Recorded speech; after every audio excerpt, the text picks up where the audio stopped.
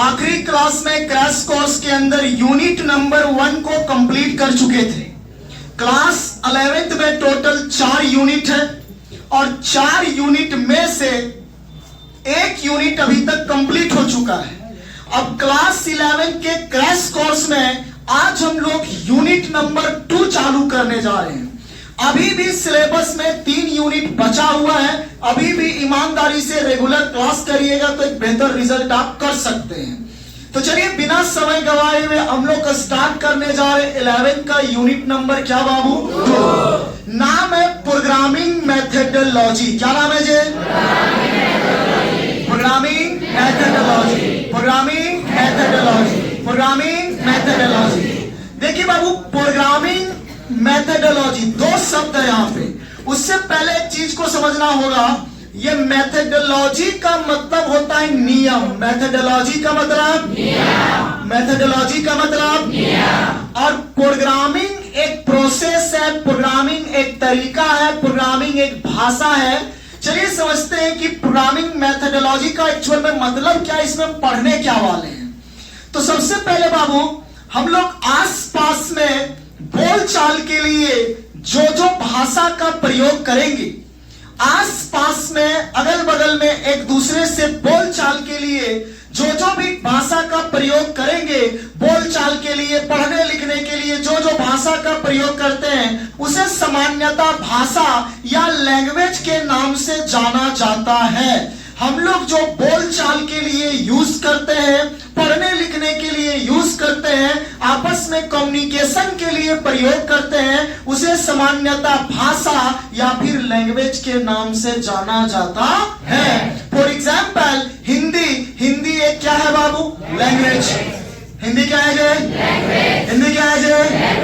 English. English क्या है जे? खोरठा क्या है जे? भोजपुरी क्या है जे? तमिल क्या है जे? बंगाली क्या है जे? कन्नड़ क्या है जे? उड़िया क्या है जे? ये सारे जो आपको नजर आ रहे हैं, ये सभी का प्रयोग हम लोग कम्युनिकेशन करने के लिए या पढ़ने लिखने में प्रयोग करते हैं। तो जिनका प्रयोग पढ़ाई लिखाई करने के लिए या कम्युनिकेट करने के लिए, एक दूसरे से बातचीत करने के लिए प्रयोग किया जाएगा, उसे सामान्यतः क्या बोलेंगे? क्या बोलेंगे? क्या बोलेंगे? और जिनका प्रयोग, जिन भाषाओं का प्रयोग एप्स बनाने में किया जाता है, क्या बनाने में? एप्स का नाम सुना आप लोगों ने? पीछे बहुत सारा जो है लेक्चर पढ़ा है एप्स के बारे में और सॉफ्टवेयर के बारे में। तो जिन भाषा का प्रयोग एप्स बनाने में प्रयोग किया जाएगा, सॉफ्टवेयर बनाने में प्रयोग किया जाएगा, जिन जिन भाषाओं का प्रयोग एप्स या सॉफ्टवेयर बनाने में किया जाता है, उन सभी भाषाओं को सिर्फ लैंग्वेज नहीं, उन सभी भाषाओं को बोला जाता है प्रोग्रामिंग लैंग्वेज। क्या बोला जाएगा? क्या बोला जाएगा? अगर भाषा का यूज सिर्फ बातचीत करने के लिए और स्टडीज पर्पज से यूज हो रहा है तो वो सिर्फ क्या कहलाया? क्या कहलाया? क्या कहलाया? अगर किसी भाषा का प्रयोग, अगर किसी भाषा का प्रयोग क्या बनाने में यूज हो रहा है? क्या बनाने में हो रहा है? एप्स यानी क्या? एप्स यानी क्या? तो उस सभी भाषाओं को क्या कहा जाता है? प्रोग्रामिंग। प्रोग्रामिंग। प्रोग्रामिंग। बोलो, लैंग्वेज और प्रोग्रामिंग लैंग्वेज में अंतर समझ में आया? लैंग्वेज और प्रोग्रामिंग लैंग्वेज में अंतर समझ में आया? जिसका प्रयोग बोलचाल या स्टडीज पर्पज से यूज होगा वो सिर्फ क्या है? एग्जाम्पल हिंदी, अंग्रेजी, उर्दू, फारसी, बंगला, मराठी, कन्नड़, तमिल, सब समझ में आ गया? और जिन जिन भाषाओं का प्रयोग एप्स बनाने में, for example YouTube, Facebook, Insta, Snapchat, free fire, PUBG, Windows, Linux, ये तरह तरह के जो एप्स हैं, जो भी एप्स है, चाहे वह कंप्यूटर के एप्स हैं, चाहे मोबाइल के एप्स हैं, या कोई डिजिटल मशीन का एप्स है, जिन जिन भाषाओं का प्रयोग करके एप्स या सॉफ्टवेयर बनाया जाएगा, उन सभी भाषाओं को लैंग्वेज नहीं बल्कि क्या कहते हैं? प्रोग्रामिंग। प्रोग्रामिंग। प्रोग्रामिंग लैंग्वेज एक प्रकार का भाषा है बाबू। प्रोग्रामिंग लैंग्वेज भी एक प्रकार का भाषा है, जिनके मदद से हम क्या बनाना सीखेंगे? एप्स। या क्या बनाना सीखेंगे? एप्स या सॉफ्टवेयर बनता है बाबू।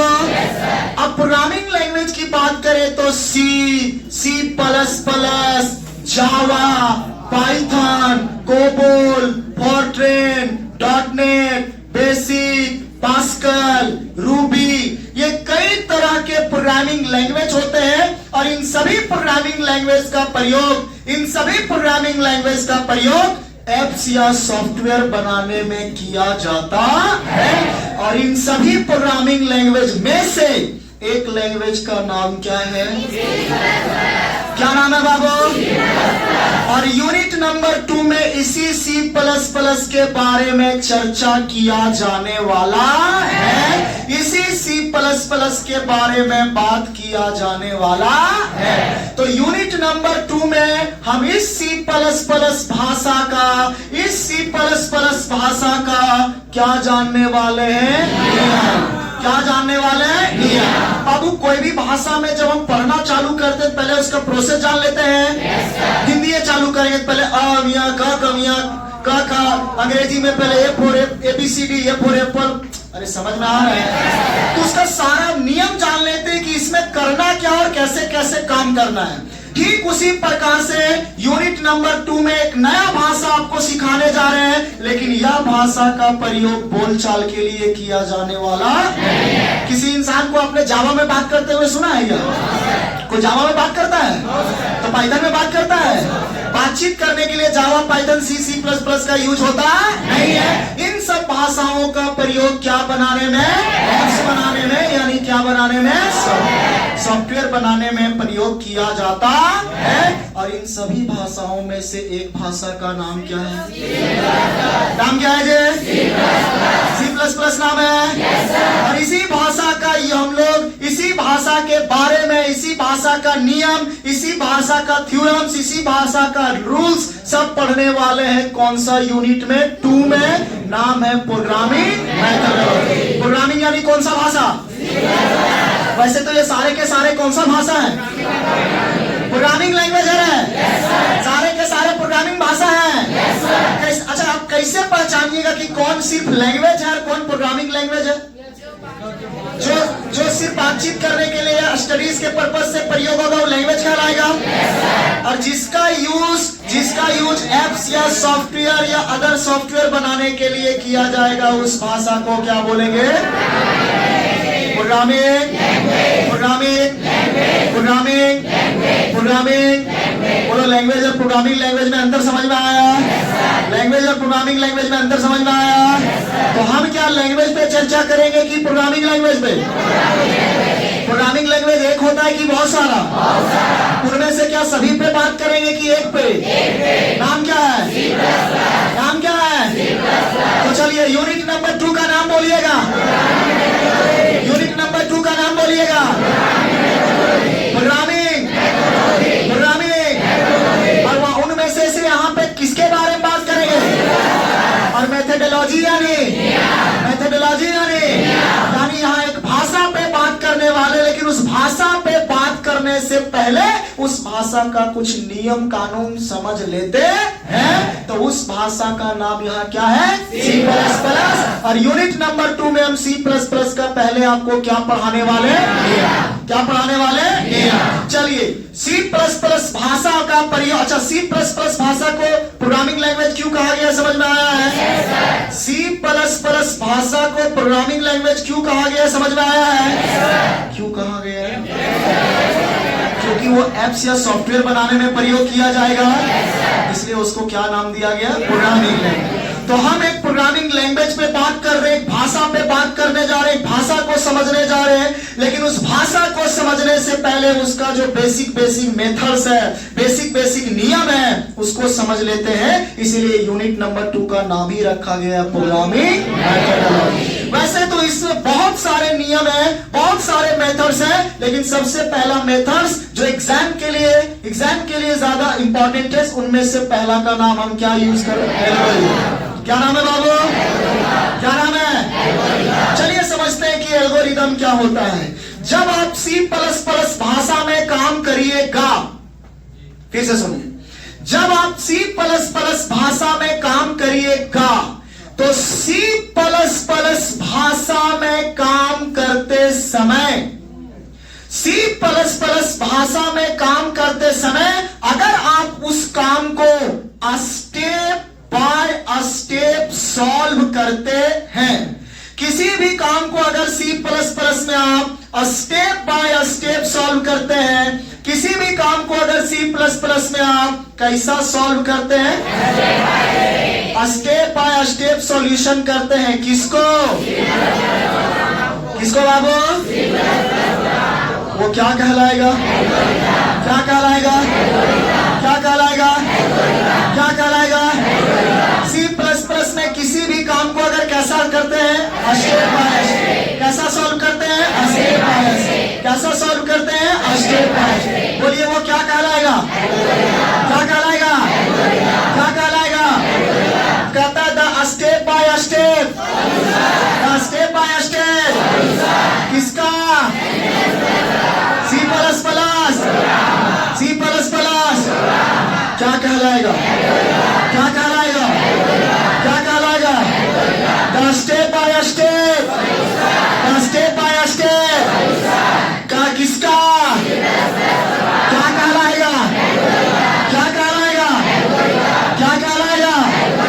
मान के चलिए आप गैस चालू किए, गैस चालू करने के बाद उस पर सस्पेंस चढ़ाए, दूध डाले, दूध गर्म हुआ, चाय पत्ती डाले, फिर थोड़ा देर के बाद चीनी डाले, अदरक डाले, इलायची डाले और फिर उसको बॉईल करके और नीचे उतार करके छन्नी से छान लिए। तो ये प्रोसेस से हम चाय बनाए, एक स्टेप बाय स्टेप से क्या बनाए? चाय। तो ये स्टेप बाय स्टेप से चाय बनाए, तो ये अभी एक क्या कहलाएगा? क्या कहलाएगा? चाय बनाने का एल्गोरिदम कहलाया, चाय बनाने का एल्गोरिदम कहलाया। सब्जी बना रहे तो पहले चालू करके, गैस चालू करके कढ़ाई गर्म किए, तेल डाले, तेल को प्याज वगैरह फ्राई किए, लहसुन वगैरह मसाला वगैरह फ्राई किए, सब्जी फ्राई किए, फिर उसका जो पाउडर मसाला होता है डाले, डबकाए और फिर लास्ट में उतार दिए। ये सब्जी बनाने का क्या हो गया? एल्गोरिदम। लेकिन जिसको सब्जी बनाने नहीं आता, जैसे हम लोग को बोलेगा बनाने के लिए, हम लोग क्या करेंगे? कढ़ाई में लाएंगे, आलू प्याज लहसुन तेल मसाला सब एक बार डाल देंगे और डबका देंगे, तो सब्जी वो भी बनेगा। लेकिन वह एक एल्गोरिदम हमने स्टेप बाय स्टेप फॉलो, हमने सौसे डबका के उतार दिया है। मान लीजिए सस्पेन में चाय चपत्ती दूध सब एक बार डाल दिए, एक बार गर्म करके उतार दिए, तो चाय वो भी बना, लेकिन वह एल्गोरिदम नहीं कर, एल्गोरिदम नहीं कर। बताओ एल्गोरिदम समझ में आया? एल्गोरिदम समझ में आया? किसी भी काम को स्टेप आया, जैसे हम ही चल रहे हैं तो ऐसे चल रहे हैं, ऐसे, तो ये क्या कहला रहा है? एल्गोरिदम। क्या कहला रहा है? एल्गोरिदम। लेकिन ये नहीं टूटेगा, ये कोई एल्गोरिदम नहीं है, क्योंकि हमने स्टेप बाय स्टेप फॉलो नहीं किया, स्टेप बाय स्टेप फॉलो नहीं किया, तो वह एक एल्गोरिदम नहीं है। पहले बता, एल्गोरिदम समझ में आया? किसी भी काम को अगर स्टेप बाय स्टेप, जैसे इसी में से कोई बच्चा क्या है, पहले नर्सरी पढ़ा होगा, नर्सरी वाला पहले जमाना नहीं था ना, आंगनबाड़ी, तो आंगनबाड़ी, हाँ, अभी क्या है? नर्सरी, LKG, UKG, 1, 2, 3, तब जाके 10 तक जाता है। अरे हाँ ये बोलिए, तो जो ऐसे करके पढ़ के आए हैं वो क्या लाएंगे? एल्गोरिदम पढ़ाई। क्या भैया? एल्गोरिदम। अभी प्लस प्लस भाषा में काम करते समय अगर उस काम को हम स्टेप बाय स्टेप सॉल्व करेंगे, स्टेप बाय स्टेप सॉल्व करेंगे, प्रोसेस बाय प्रोसेस सॉल्व करेंगे, लाइन बाय लाइन सॉल्व करेंगे, तो वह क्या कहलाएगा? क्या कहलाएगा? क्या कहलाएगा? कहता the step by step solution of C++, the step by step solution of any C++ is known as. चलिए बहुत सारे एग्जांपल बताए, समझ में आया? चलिए एक और एग्जांपल हम लोग बेसिक सा लेते हैं। मान लीजिए हमको 2 नंबर को जोड़ना है। कितना नंबर? 2 नंबर को जोड़ना है। डायरेक्ट लिख दिए 6 + 5 बराबर कितना? 11। तो ये 2 नंबर जोड़े, लेकिन हमने स्टेप बाय स्टेप इसको नहीं जोड़ा है। तो इस नंबर को अगर हमें स्टेप बाय स्टेप जोड़ेंगे तो वो बन जाएगा एल्गोरिदम। क्या बन जाएगा? एल्गोरिदम। अभी ये फिलहाल एल्गोरिदम नहीं है। चलिए इसको एल्गोरिदम बना के दिखाते हैं। सबसे पहले जस्ट बताए, कोई भी काम करना हो तो हम लोग पहले क्या करेंगे? वो भी नहीं यार, पहले क्या करेंगे, क्या करेंगे, स्टार्ट कर दिया बाबू। अब 2 नंबर जोड़ना है तो पहले 2 नंबर लें कि डायरेक्ट 2 नंबर जोड़ दें? पहले 2 नंबर लेंगे, क्योंकि इसमें कैसा सॉल्व करना है, स्टेप बाय स्टेप। कैसा सॉल्व करना है, स्टेप बाय स्टेप। पहले कितना नंबर लेना, 2 नंबर। लेना को बोलते हैं इनपुट, लेना को बोलेंगे, लेना को बोलेंगे, लेना को बोलेंगे, इनपुट बोलेंगे बाबू। यहाँ बताओ हम क्या कर रहे हैं, क्या कर रहे हैं, इनपुट कितना नंबर। अब फिलहाल अपने से कोई 2 नंबर ले लो, एक ले लिए हम 7 और एक ले लिए 6 या 5, क्या बोलता है, 7, बोलो 7 और 18 ले लिए, 7 और आप कुछ भी ले सकते हैं जो भी आपको ठीक लगा। फॉर एग्जांपल बता रहे हैं, हम एल्गोरिथम बना नहीं रहे, हम समझा रहे हैं कि एल्गोरिथम बनता कैसे है, किसको कह सकते हैं। सबसे पहला हमने काम को क्या किया, 2 नंबर को जोड़ने के लिए क्या किया, स्टार्ट किया बाबू। अब 2 नंबर लेना पड़ेगा, 2 नंबर लेने के लिए क्या, पहला क्या लिए और दूसरा, 2 नंबर आ चुका है। अब 2 नंबर को जोड़ना है, क्या करना है, तो जोड़ने को कहते हैं सम। जोड़ने को यहाँ लिख दो 7 प्लस 18, 7 प्लस 7 प्लस, बोलो जोड़ने को क्या बोलेंगे, जोड़ने को सम। सम बराबर 7 प्लस क्या मेरे भाई, 18, 7 प्लस 18, 18 और 7 बोलो 25। छूट के कहां चला गया, अब आंसर लिखना पड़ेगा। आंसर को बोलेंगे आउटपुट, क्या बोलेंगे, क्या बोलेंगे, क्या बोलेंगे, आउटपुट कितना है, आउटपुट कितना है। या तो आप आउटपुट 25 लिखिए, या तो आप बताइए 25 किसके पास जमा है, किसके पास जमा है। तो यहाँ आउटपुट में हम क्या लिख देंगे, सम। आउटपुट में क्या लिख देंगे, सम। आउटपुट में क्या लिख देंगे, सम। तो सम लिखेंगे कितना आ जाएगा, 25। नहीं समझ में आया। और अब हमारा सारा आंसर आ गया, तो फाइनल जब काम खत्म हो गया तो हम लास्ट में कर देंगे क्या, ये कहलाया 2 नंबर जोड़ने का एल्गोरिथम। फॉर एग्जांपल बताएं, एल्गोरिथम ऐसे नहीं बनता, इसका और भी प्रोसीजर है, बट हम एग्जांपल के तौर पे बताएं कि अगर किसी नंबर को 2 नंबर को जोड़ना है, ऐसे आप सबसे पहले क्या करिएगा, स्टार्ट, 2 नंबर लीजिएगा, दोनों को जोड़िएगा, दोनों का आंसर दिखाइएगा और स्टॉप करिएगा, तो ये आपका बन जाएगा क्या बाबू, क्या बन जाएगा, एल्गोरिथम। क्या बनेगा जी, बोलो एल्गोरिथम समझ में आया, एल्गोरिथम समझ में आया, एल्गोरिथम समझ में आया, हाँ या नहीं बोलिए। हम 2 नंबर को जोड़ ऐसे भी सकते हैं, डायरेक्ट यहाँ पे लिख सकते हैं 7 प्लस 18 बराबर क्या हो गया, 7 प्लस 18 बराबर। लेकिन ये एक एल्गोरिथम, लेकिन यहाँ देखो स्टेप बाय स्टेप सॉल्व किए तो ये क्या बन गया, बोलो एल्गोरिथम समझ में आया, एल्गोरिथम समझ में आया, बना पाइएगा जी। अब किसी भी एल्गोरिथम को एक सिंबल में बंद कर देना, किसी भी एल्गोरिथम को, किसी भी एल्गोरिथम को एक सिंबल में घेर देना, एक सिंबल से बंद कर देना, पिक्टोरियल में बंद कर देना, ग्राफिकल में बंद कर देना, फ्लो चार्ट कहलाएगा। क्या कहलाएगा, क्या कहलाएगा, क्या कहलाएगा, फ्लो चार्ट कहलाएगा बाबू।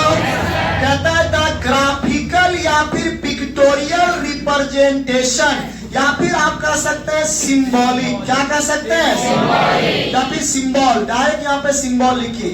जब स्टेप बाय स्टेप सॉल्यूशन को, स्टेप बाय स्टेप सॉल्यूशन को रिप्रेजेंट कर देते हैं किससे, सिंबल से। किससे बाबू, सिंबल यानी पिक्टोरियल से, पिक्टोरियल यानी ग्राफिकल से। अगर किसी भी स्टेप बाय स्टेप सॉल्यूशन को एक सिंबल से घेर देंगे, पिक्टोरियल से घेर देंगे, ग्राफिकल से घेर देंगे, क्या कहलाएगा, क्या कहलाएगा, क्या कहलाएगा, क्या कहलाएगा। कहता है the graphical representation of step by step, the graphical representation of step by step is known as, ये दोनों क्वेश्चन में एक क्वेश्चन आने की संभावना है। कई बार इन दोनों में से एक क्वेश्चन को लगभग पूछा ही जाता है, या या तो क्वेश्चन आएगा the step by step solution of C++ program is non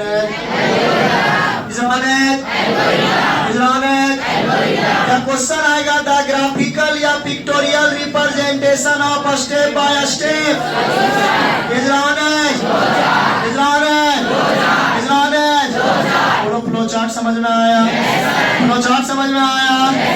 अभी जो हमने स्टेप बाय स्टेप क्या किया है, यानी जो एल्गोरिदम बनाया है, उसी एल्गोरिदम को किसमें घेर देना? सिंबल में। किसमें घेर देना? सिंबल में।